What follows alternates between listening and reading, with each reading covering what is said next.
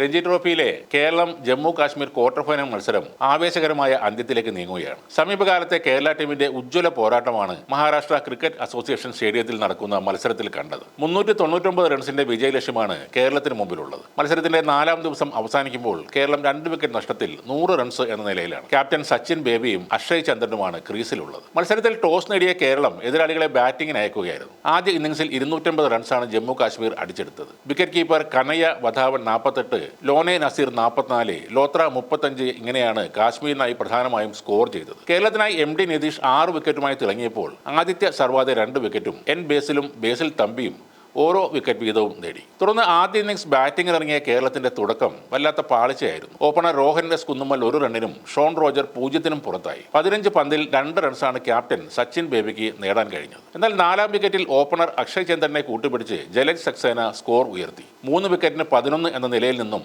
ഈ കൂട്ടുകെട്ട് സ്കോർ 105 റൺസിലേക്ക് എത്തിച്ചു. 67 റൺസ് നേടിയ ജലജിനെ പുറത്താക്കി ആക്കിബ് നബിയാണ് കാശ്മീരിനെ ബ്രേക്ക് ത്രൂ സമ്മാനിച്ചത്. അധികം വൈകാതെ അക്ഷയ് ചന്ദ്രനും പുറത്തായി. 29 റൺസാണ് അക്ഷയ് നേടിയത്. പിന്നീട് 6ാം നമ്പറിൽ ഇറങ്ങിയ സൽമാൻ നിസാറിന്റെ കരുത്തിലാണ് കേരളം മുമ്പോട്ട് കുതിച്ചത്. പിന്നാലെ എത്തിയ എല്ലാവർക്കും ഒപ്പം വലുതും ചെറുതുമായ കൂട്ടുകെട്ടുകൾ പടുത്തുയർത്താൻ നിസാറിന് സാധിച്ചു. എന്നാൽ ടീം സ്കോർ 200-ൽ നിൽക്കെ കേരളത്തിന്റെ 9ാമത്തെ വിക്കറ്റും നഷ്ടമായി. കേരളം ആദ്യ ഇന്നിംഗ്സ് ലീഡ് വഴങ്ങുമെന്ന് കരുതിയ ആ അവസരത്തിൽ എതിരാളികളെയും ആരാധകരെയും ഒരുപോലെ ഞെട്ടിച്ച് സൽമാൻ നിസാർ ധീരമായി ചെറുത്തു നിന്നു. ബേസിൽ തമ്പിയെ ഒരറ്റത്ത് നിർത്തി സൽമാൻ നിസാർ സ്കോർ ബോർഡ് ചലിപ്പിച്ചുകൊണ്ടിരുന്നു. സെഞ്ചുറി പൂർത്തിയാക്കിയ സൽമാൻ നിസാർ കേരളത്തിന് ലീഡും സമ്മാനിച്ചു. ലീഡ് എന്ന് പറഞ്ഞാൽ വെറും 1 റൺസിന്റെ ലീഡ്. പക്ഷേ രഞ്ജി ട്രോഫിയിൽ ആ 1 റൺസിന്റെ ലീഡ് വിലമതിക്കാനാകാത്തതാണ്. 281 റൺസ് നേടി കേരളം ആദ്യ ഇന്നിംഗ്സ് പൂർത്തിയാക്കിയപ്പോൾ 112 റൺസുമായി സൽമാൻ നിസാർ പുറത്താകാതെ നിൽക്കുകയായിരുന്നു. ആദ്യ ഇന്നിംഗ്സ് ലീഡ് വഴങ്ങിയ ജമ്മു കാശ്മീർ പൂർവാധികം ശക്തിയോടെ തിരിച്ചടിച്ചു. സെഞ്ചുറിയുമായി ക്യാപ്റ്റൻ പരാസ് ദോഗ്രയും അർദ്ധ സെഞ്ചുറികളുമായി കനയ്യ വധാവനും